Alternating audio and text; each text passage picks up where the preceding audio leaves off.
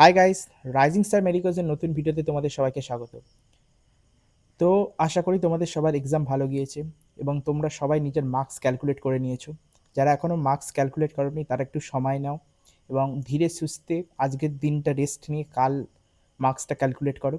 আজকে তোমাদেরকে আমি ওভারঅল বলবো যে এক্সামটা কেমন ওভারঅল গিয়েছে, মানে এক্সামের প্যাটার্ন কেমন এসেছে, ইজি এসেছে কি ডিফিকাল্ট এসেছে কি মডারেট এসেছে, সব কিছু নিয়ে বিস্তারিত আলোচনা করব। ক্লাস 11 থেকে কতটা কোশ্চেন এসেছে, 12 থেকে কতটা কোশ্চেন এসেছে এবং একটা অ্যাভারেজ স্টুডেন্ট কত মার্কস পেতে পারে, মানে একটা অ্যাভারেজ নিট অ্যাসপারেন্ট যে সারা বছর মোটামুটি পড়েছে সে যত মার্কস পাবে মোটামুটি সেটা সেফ মার্কস, কারণ ম্যাক্সিমাম স্টুডেন্ট তো খুব ভালোভাবে পড়াশোনা করে না। সবার আগে ভিডিওটা শুরু করার আগে আমি তোমাদেরকে বলবো, যারা কম মার্কস পেয়েছো তারা হাল ছেড়ো না, চাইলে অন্য কোর্সে অ্যাডমিশন নিতে পারো এবং চাইলে আবার পরের বছর জন্য প্রিপারেশন করতে পারে। সেটা ভাবার জন্য এক সপ্তাহ টাইম নিও, এখন হুটহাট করে কোনো জিনিস ভাবার দরকার নেই। শান্ত থাকো, সুস্থ থাকো সবাই। চলো এবারে সবার আগে দেখে নিই, আমি একটা পেজে ভালোভাবে সব কিছু ক্যালকুলেট করে রেখেছি যে কোথা থেকে কেমন কোশ্চেন এসেছে। আমি এতক্ষণ ধরে অ্যানালাইসিস করে দেখছিলাম যে কোথা থেকে কেমন কোশ্চেন এসেছে। তো দেখো, সবার প্রথমে বলি, আমি যেটা লক্ষ্য করলাম 100% কোশ্চেন কিন্তু এনসিআরটি থেকে এসেছে। মানে যত কটা কোশ্চেন ছিল তার মধ্যে প্রত্যেকটা কোশ্চেন কিন্তু এনসিআরটি থেকে এসেছিল এবং একটাও কোশ্চেন কিন্তু আউট অফ এনসিআরটি নেই। একটা দেখলাম বার্ডের কোশ্চেন রয়েছে অ্যানিম্যাল কিংডম থেকে, কোশ্চেনটা বেশ ট্রিকি কোশ্চেন। তোমাদের মধ্যে কজন ঠিক করেছে সেটা আমাকে জানাও অবশ্যই কমেন্টে। আর ওই কোশ্চেনটা বেশ ভালোই ট্রিকি ছিল। তো যদি ফিজিক্স, কেমিস্ট্রি এবং বায়োলজি আমরা পরপর সেকশানে যাই,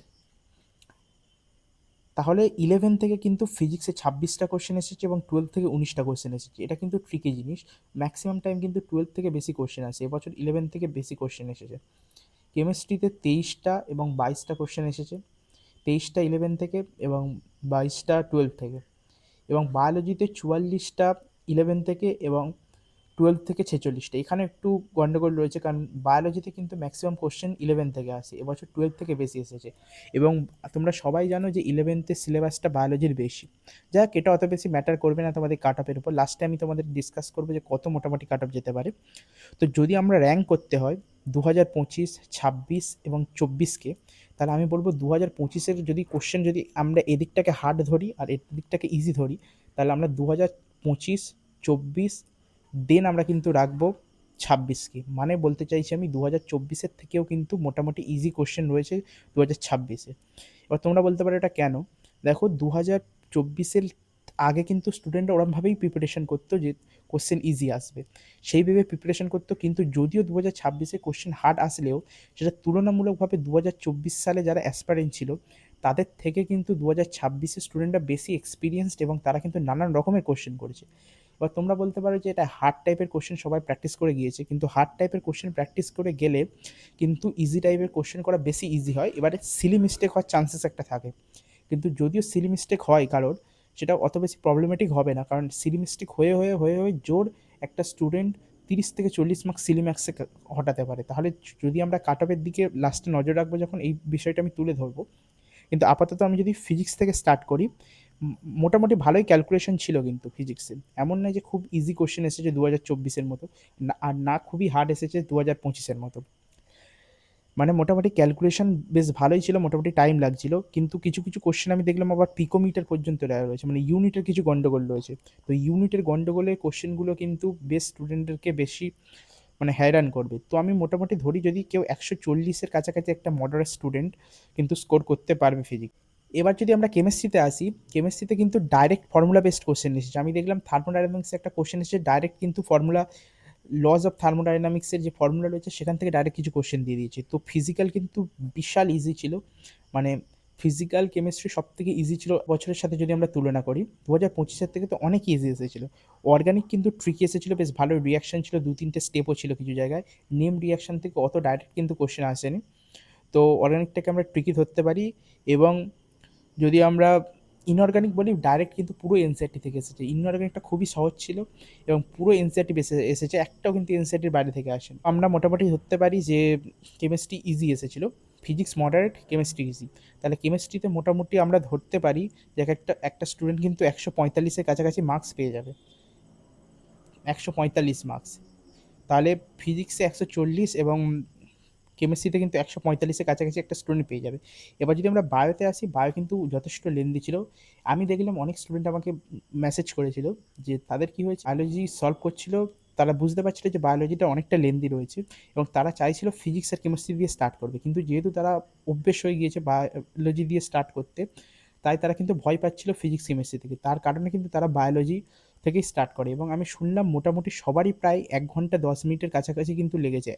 1 ঘন্টা 10 মিনিট প্লাস কিন্তু বায়োলজিতে লেগেছে স্টুডেন্টদের। বায়োলজিটা মোটামুটি লেন্থি ছিল, কোশ্চেন কঠিন ছিল না, ইজিই ছিল। তো আমরা মোটামুটি ধরতে পারি যে বায়োলজি যেহেতু সবাই আগে করেছে, তাই আমরা ধরতে পারি 345-এর কাছাকাছি একজন স্টুডেন্ট কিন্তু মডারেট স্টুডেন্ট স্কোর করবে। আমরা সিকোয়েন্স একটা স্টুডেন্টের দেখি, তাহলে ম্যাক্সিমাম লোকের সিকোয়েন্স কিন্তু এটাই থাকবে, প্রথমে বায়োলজি, তারপর কেমিস্ট্রি, তারপর ফিজিক্স। তো স্টুডেন্টদের কিন্তু 1 ঘন্টা 10 মিনিটের কাছাকাছি রেখে গিয়েছে বায়োলজিতে। তাহলে তারা কেমিস্ট্রি করতে করতে তাদের আরও কিন্তু 1 ঘন্টার কাছাকাছি লেগে গেছে। তাহলে 2 ঘন্টা 10 মিনিট তাদের অলরেডি চলে গিয়েছিল। তাহলে তারপরে তারা এসে যাচ্ছে ফিজিক্সে এবং ফিজিক্সে তারা টাইম পেয়েছে 50 মিনিট। এবং এই যা কোশ্চেন পেপার যেরকম টাইপসের ছিল, এই 50 মিনিটে কিন্তু ম্যাক্সিমাম যদি আমরা ধরি তাহলে 35 থেকে 40টা কোশ্চেন কিন্তু করা যাবে। খুব ভালোভাবে যদি এটা স্টুডেন্ট করতে পারে। তাহলে যদি আমরা একটা মডারেট স্টুডেন্টের ক্যালকুলেশন ধরি, তাহলে কিন্তু বায়োলজিতে একটা স্টুডেন্ট স্কোর করবে মোটামুটি আমরা ধরি 345, কারণ বায়োলজিতে সব থেকে লেন্দি ছিল কিন্তু লোকের স্টুডেন্টরা টাইম বেশি দিয়েছে। তো একটা অ্যাভারেজ স্টুডেন্ট বায়োলজিতে 345, কেমিস্ট্রিতে কিন্তু 145 এবং ফিজিক্সে কিন্তু মোটামুটি 130-এর কাছাকাছি স্কোর করবে। তাহলে যদি এই তিনটে আমরা যোগ করি, হচ্ছে 620 মার্কস, মানে 620-র কাছাকাছি কিন্তু কাট অফ যেতে চলেছে আমার যেটা ধারণা। এবারে তোমরা যদি বলো যে 2024-এ কিন্তু কাট অফ 630 গিয়েছিল, কারণ 2024-এর ব্যাপারটা আলাদা। 2024-এ কিন্তু অনেক কিছুই হয়েছিল আমরা জানি সবাই। তো আমি মোটামুটি ধরি 620 প্লাস যারা রয়েছে তারা মোটামুটি কিন্তু অ্যাবভ এভারেজ স্কোর করেছে। মানে একটা ওয়েস্ট বেঙ্গলের স্টুডেন্টদের যেরকম স্টাডির লেভেল এবং যেরকম প্রিপারেশন হয়, সেই অনুসারে দেখলে কিন্তু 620 প্লাস একটা ভালো স্কোর। এবং আমি তোমাদেরকে এটা জানিয়ে দিই যে অনেক জায়গায় কিন্তু আমাদের স্টেট এবং অন্য স্টেটের মধ্যে অনেক আলাদা জিনিস রয়েছে। আমাদের স্টেটে কিন্তু তুলনামূলকভাবে কোচিং কালচারটা অনেকটা কম এবং স্টুডেন্টরা কিন্তু নিজে বাড়িতে বসে প্রিপারেশন বেশি করে। তো আমরা 620 প্লাস কিন্তু আমরা মোটামুটি ভালো স্কোর ধরতে পারি।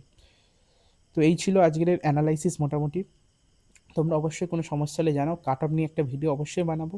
এবং আমি একটা চ্যানেলের লিঙ্ক দিচ্ছি টেলিগ্রামে, সেখানে তোমরা সবাই জয়েন করো এবং নিজেদের মধ্যে ডিসকাস করতে পারো যে কাট অফ কেমন যেতে চলেছে, কেমন তোমাদের মার্কস এলো, সব নিয়ে তোমরা খোলাখুলি এখানে ডিসকাশন করতে পারবে। তো অবশ্যই চ্যানেলটিকে সাবস্ক্রাইব করো এবং টেলিগ্রামে জয়েন করো এবং আমাদেরকে ইনস্টাগ্রামে অবশ্যই ফলো করতে পারো, সেখানে ডিএমে আমাদেরকে কোশ্চেন করতে পারো। তো আবার দেখা হবে, বাই।